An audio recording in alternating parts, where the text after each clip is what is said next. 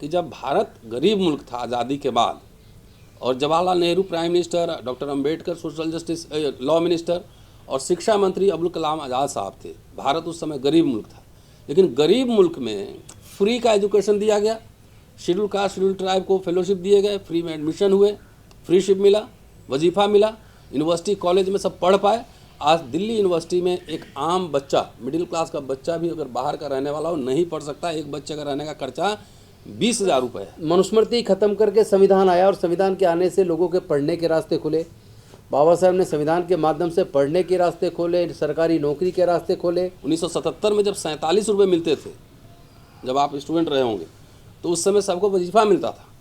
आज वो वजीफ़ा कहाँ गया? पोस्ट मैट्रिक फेलोशिप कहाँ है? बजट बिहार सरकार ने 16 में ही बंद। जिन वर्गों को पहले पढ़ने का अधिकार नहीं था, जो बाबा साहब ने अधिकार दिया, अब बिना मनुस्मृति लागू किए, बाबा साहब के संविधान के होते हुए आज पैसे के अभाव में लोग पढ़ाई छोड़ने के लिए मजबूर हैं। बहुत सारे काम जो है ना, मेट्रो और सड़क बनाने में फंड्स डाइवर्ट किए जा रहे हैं, वो शेड्यूल कास्ट के उत्थान के लिए भी नहीं मिल रहा है।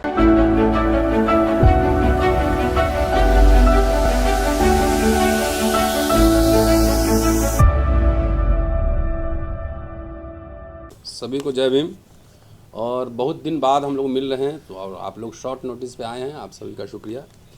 कई वर्षों से कई मुद्दों को लेकर हम लोग लगातार we the people, OBC front of India, जय भीम मिशन, संविधान बचाओ संघर्ष समिति, जैसा कि आप देखते हैं लगातार हम लोग बहुत सारे मुद्दे को उठाते रहे हैं, जो जन कल्याण के मुद्दे हों, जाति जनगणना का सवाल हो, रोजगार का सवाल हो, शिक्षा का सवाल हो, free fair and transparent election. Bharat सबसे बड़ी लोकशाही है, तो फ्री फेयर और ट्रांसपेरेंट इलेक्शन भी दिखना बेहद ज़रूरी है। भाई हरियाणा के चुनाव में जिस तरह से घपलेबाजी हुई है, आपने देखा ही होगा, सब आपके सामने है। हम लोग 28 तारीख को दिल्ली में एक बड़ा कार्यक्रम करने जा रहे हैं, जिसमें आप सभी आमंत्रित होंगे। वो पोस्टर मैंने आप लोगों को शेयर कर दी है। और जो सवाल था कास्ट सेंसस को लेकर, जो शेड्यूल कास्ट और शेड्यूल ट्राइब का जो मैंडेटरी सेंसस होना था, इस सरकार ने, बीजेपी सरकार ने वो भी नहीं करवाया है। और उसका खामियाजा ये हुआ है कि मैं आपको इस साल के बजट का एक आंकड़ा पेश करता हूँ। टोटल जो केंद्रीय बजट है 48,20,512 करोड़ रुपए है, जिसमें से special component plan schedule tribe और शेड्यूल कास्ट का इंदिरा गांधी के ज़माने में मिला था। और उसका उद्देश्य ये था कि शेड्यूल कास्ट और शेड्यूल ट्राइब का जो पॉपुलेशन है, उसके पॉपुलेशन के हिसाब से बजट में प्रावधान किए जाएँ। लेकिन इस सरकार देखिए कि इतने रुपए के बजट में SC ST को कितना अलॉट कर रहा है, इसी से पता लग जाएगा कि कितना सोशल जस्टिस को लेकर ये सरकार सिंसियर है। चलिए, तो इस साल का जो केंद्रीय बजट आया है वो आंकड़े में पेश करता हूँ। वो है 48,20,512 करोड़ रुपए, जिसमें से शेड्यूल कास्ट को जो आवंटन हुआ है 1,65,493 करोड़ रुपये, जो कि 3.4% बनता है। जब शेड्यूल ट्राइब और शेड्यूल कास्ट का प्लान आया था 70 के दशक में इंदिरा गांधी के ज़माने में, तो उसका पूरा जो उद्देश्य ये था कि टोटल जो बजट है उसका जनसंख्या के अनुपात में शेड्यूल कास्ट और शेड्यूल ट्राइब को बजट अलॉटमेंट हो, उसको स्पेशल कंपोनेंट प्लान कहते हैं। तो और शेड्यूल ट्राइब का जो अलॉटमेंट हुआ है 1,32,214 करोड़ रुपये, जो कि बनता है 2.74%। अगर रफली ये आंकड़ा देख लिया जाए, ये भी मान लिया जाए कि अभी 15% ही आबादी शेड्यूल कास्ट की है और 7.5% ही आबादी शेड्यूल ट्राइब की है, तो बजट में जो बनना था वो बनना था 7,95,384 करोड़ रुपए फॉर शेड्यूल कास्ट और 3,95,281 करोड़ रुपए शेड्यूल ट्राइब को मिलना चाहिए था। लेकिन मिला है कितना? 3.43% और 2.74%। तो ये सीधा और सीधा हकमारी हो रही है शेड्यूल कास्ट शेड्यूल ट्राइब की। उनको पॉपुलेशन के हिसाब से मिलना चाहिए था बजट, लेकिन जो भी बजट अलॉट हुआ है, बहुत सारे काम जो है ना, मेट्रो और सड़क बनाने में फंड्स डाइवर्ट किए जा रहे हैं, वो शेड्यूल कास्ट के उत्थान के लिए भी नहीं मिल रहा है। मेरे पास रोज़ मैसेज आते हैं, जो फॉरेन स्कॉलरशिप है बहुत सारे बच्चों को नहीं मिल रहा है, जो पोस्ट मैट्रिक फेलोशिप है बहुत सारे बच्चों को नहीं मिल रहा है। और लोग मुझे कहते हैं कि क्राउड फंडिंग कर दीजिए। भाई रोज़ दिन हम क्राउड फंडिंग नहीं कर सकते ना, ये स्टेट की जिम्मेदारी है। तो इसलिए ये पूरी हकमारी हो रही है। और एजुकेशन का सवाल सबसे महत्वपूर्ण सवाल। आज मोदी साहब कह रहे हैं कि हम 5 ट्रिलियन इकॉनमी बनने जा रहे हैं, 5 ट्रिलियन इकॉनमी। एक बात बताइए कि जब भारत गरीब मुल्क था आज़ादी के बाद और Jawaharlal Nehru prime minister, doctor Ambedkar social justice law minister और शिक्षा मंत्री अब्दुल कलाम आज़ाद साहब थे। भारत उस समय गरीब मुल्क था, लेकिन गरीब मुल्क में फ्री का एजुकेशन दिया गया। शेड्यूल कास्ट शेड्यूल ट्राइब को फेलोशिप दिए गए, फ्री में एडमिशन हुए, फ्रीशिप मिला, वजीफ़ा मिला, यूनिवर्सिटी कॉलेज में सब पढ़ पाए।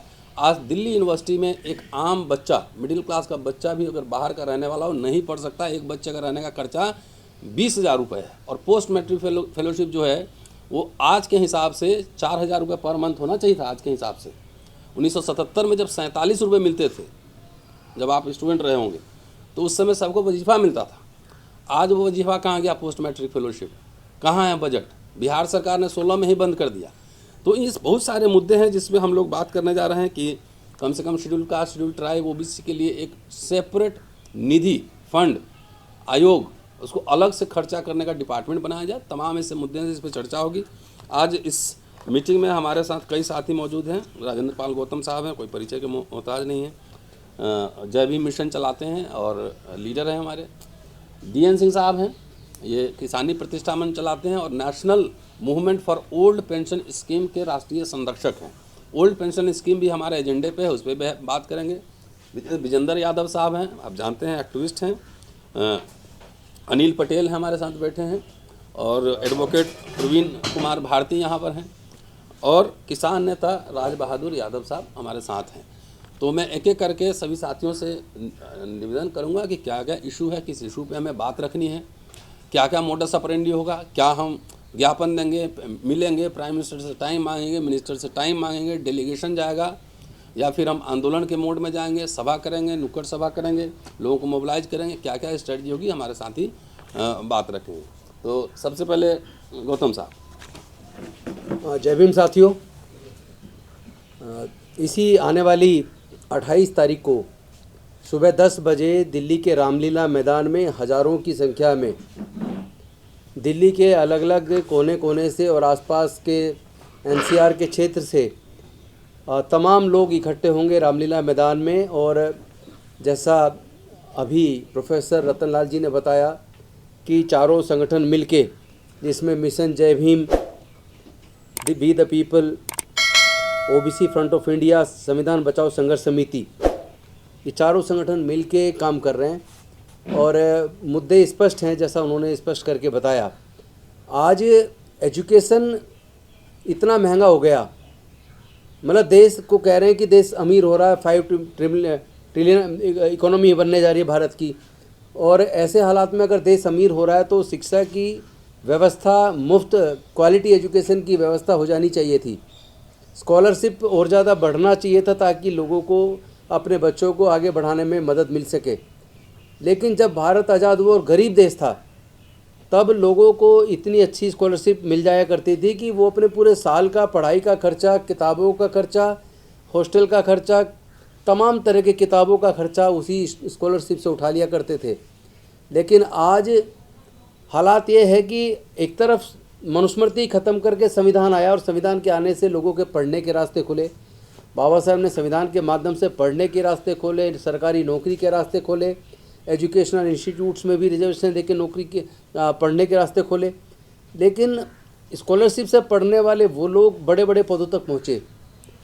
और आज जब गरीब से भारत अमीरी की तरफ बढ़ रहा है, विकासशील देश है, धीरे धीरे प्रगति के पथ पर है, ऐसे हालात में अगर हम देखें तो देश में शिक्षा को इतना महंगा कर दिया कि जिन वर्गों को पहले पढ़ने का अधिकार नहीं था, जो बाबा साहब ने अधिकार दिया, अब बिना मनुस्मृति लागू किए, बाबा साहब के संविधान के होते हुए आज पैसे के अभाव में लोग पढ़ाई छोड़ने के लिए मजबूर हैं।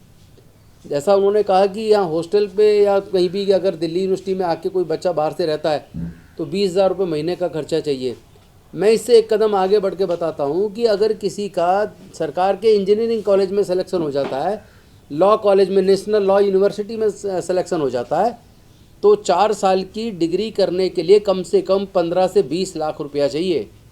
और देश में अनुसूचित जाति जनजाति के 99% लोग ऐसे हैं जिनके पूरे परिवार की इनकम 15 से 20,000 रुपया है। तो वो बच्चे पढ़ेंगे कैसे? पढ़ाई, पैसे के अभाव में बच्चे पढ़ाई छोड़ रहे हैं।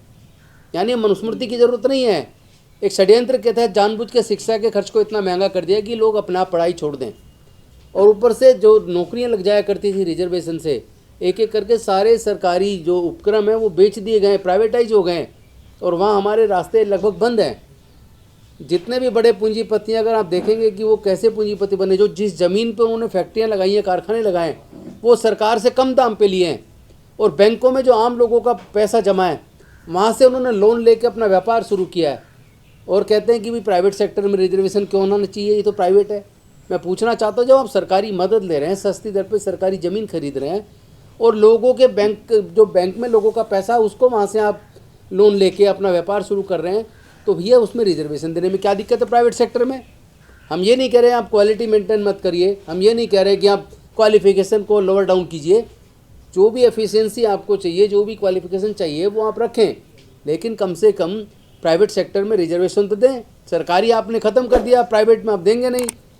इतना पैसा लोगों के पास है नहीं, SC ST OBC माइनॉरिटी के लोगों के पास, कि अपना व्यापार कर ले, तो वो लोग आगे बढ़ेंगे कैसे? उनके रास्ते आप बंद करते जा रहे हैं।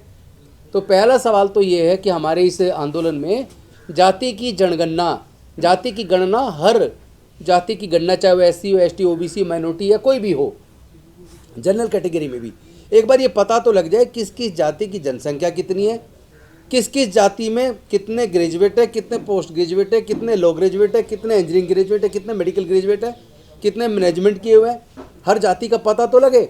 और साथ में ये भी पता लगे कि कितने लोग सरकारी नौकरी में किस किस जाति के हैं। क्योंकि एक तरफ उपवर्गीकरण का आप जजमेंट दे के कि भाई किसी को ज़्यादा मिल गया इसलिए जिसको नहीं मिला उसको देना है, ये कह के उपवर्गीकरण सरकारों ने करना शुरू कर दिया, कोर्ट से भी निर्णय आ गया। लेकिन ऐसा तो कोई डाटा ही नहीं है कि किस जाति की कितनी जनसंख्या है और सरकारी नौकरी में उनको हिस्सा कितना मिला है। तो जब तक ये इम्पीरिकल डाटा नहीं होगा तब तक पता कैसे चलेगा। इसलिए जाति की गणना, इकोनॉमिक सर्वे, शैक्षणिक सर्वे, सामाजिक सर्वे, सोशियो इकोनॉमिक सर्वे, ये पूरा होके आए, पता लगे कि खेत की ज़मीन कितने लोगों पे कितनी कितनी है, व्यापार में किस किस समाज के किस किस लोगों की क्या स्थिति है, वो सारा डाटा तो सामने आए। क्योंकि जब तक डाटा नहीं आएगा किसकी कितनी संख्या है, किसको देश की तरक्की में कितना हक मिला है, इसलिए जिसकी जितनी संख्या उतना उसका हक ये मिलना चाहिए। और वो तभी हो पाएगा जब जाति गणना हो जाए, सोशियो इकोनॉमिक सर्वे हो जाए, शैक्षणिक सर्वे हो जाए, ताकि एक डेटाबेस तैयार हो जाए। इसलिए जाति की गणना होना जरूरी है। और हम एक डेमोक्रेटिक कंट्री में रहते हैं और डेमोक्रेटिक कंट्री में चुनाव बेहद महत्वपूर्ण है। जनता चुनाव अपनी सरकार चुनती है, लेकिन यहाँ तो EVM से चुनाव हो रहे हैं। आए दिन EVM के बारे में तरह तरह के खुलासे आ रहे हैं, तरह तरह के आरोप लगते हैं। हम लोगों ने इतना लंबा आंदोलन चलाया लेकिन राजनीतिक पार्टियों ने साथ नहीं दिया। अब वही राजनीतिक पार्टियाँ कह रही है कि EVM से वोट की चोरी हो रही है, सरकारें बन रही हैं। तो मैं कहना चाहता हूँ कि ये फ्री फेयर एंड ट्रांसपेरेंट चुनाव कराने के लिए ज़रूरी है कि EVM हटना चाहिए, बैलेट पेपर वापस आना चाहिए। तो हमारे इस आंदोलन के जो 28 नवंबर 2024 को रामलीला मैदान में होने वाला है, उसके अनेकों मुद्दे हैं, जिसमें दो महत्वपूर्ण मुद्दे जो हैं, एक जाति की गणना, सोशियो इकोनॉमिक सर्वे, और दूसरा EVM हटे, बैलेट पेपर वापस आए। इसके साथ साथ प्राइवेट सेक्टर में रिजर्वेशन मिले। जितने सरकारी ठेके हैं उन ठेकों के अंदर भी SC ST OBC के लोगों को उनको हिस्सेदारी मिलनी चाहिए। तो ये तमाम मुद्दों को लेकर हम लोग बात करेंगे और एक आंदोलन तैयार करेंगे, रामलीला मैदान के माध्यम से आह्वान करेंगे पूरे देश का, ताकि उसके बाद सतत प्रयास करते हुए लगातार पूरे देश का एक आंदोलन तैयार किया जा सके, ताकि लोगों को पता तो चले कि आखिर जाति जनगणना की मांग हो क्यों रही है, और अगर जाति गणना होती है तो उसके इफेक्ट क्या होंगे।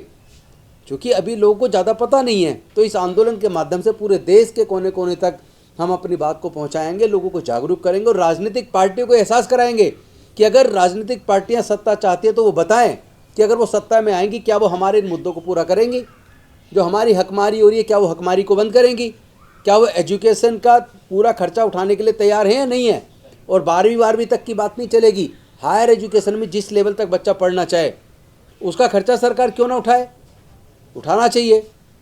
अगर आप ये भी नहीं कर सकते तो फिर सरकार किसी लिए, बाकी तो आप फ्री की बात कर रहे हैं, हम ये फ्री देंगे वो फ्री देंगे, लाडली बहना फलानी बहना, बाकी सब बात कर रहे हैं, एजुकेशन की कोई सरकार बात नहीं कर रही है।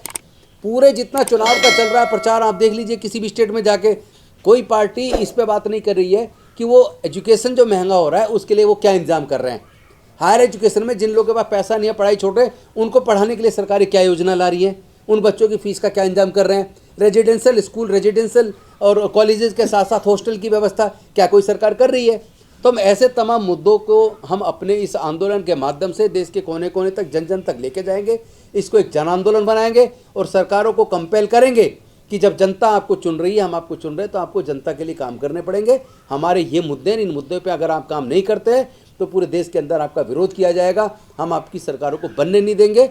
तो इसी आह्वान के साथ मैं चाहूँगा पूरे देश के लोगों से कि आप 28 नवंबर को सुबह 10 बजे रामलीला मैदान प्लीज़ आइए, हम लोग मिलकर सामाजिक न्याय की लड़ाई को आगे बढ़ाएंगे। बहुत बहुत धन्यवाद। देखते रहिए नीलकमल टीवी। आपको अगर हमारा वीडियो अच्छा लगता है तो हमारे चैनल को सब्सक्राइब करिए, वीडियो को लाइक करिए, शेयर करिए। धन्यवाद।